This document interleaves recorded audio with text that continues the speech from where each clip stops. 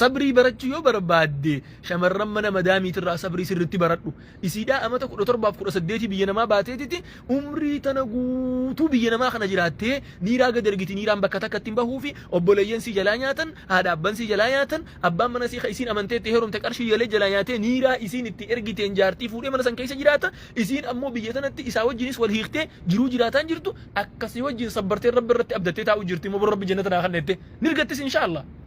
خايسين أبدأ ربي ده ني أرجعتيس دنيا فهمونا كنا بيخي دنيا نمني فهمه جراخنا يجتشا دنيا نمني فهمه نما بر كرشي توبيا دا مليون دبتو كتوان دي هاتو نمني وهي جلا ساميتي تنما وهي أبو مالي أتي نيرا خنا هند أبدي نجيومان سمون كومت نجيا حركاتي جنة ربنا يزخي نيرا خنا نبيجي يوم مرات دي كرشي سنبيتن مراتوس أرجع ديجي يوم مو صبري الحمد لله يجي إيه تاي صدقتني يدي ربي بيرادك أني راسنا نرجع ده دنيا رتي فياخي نرجع ده خنا أبجر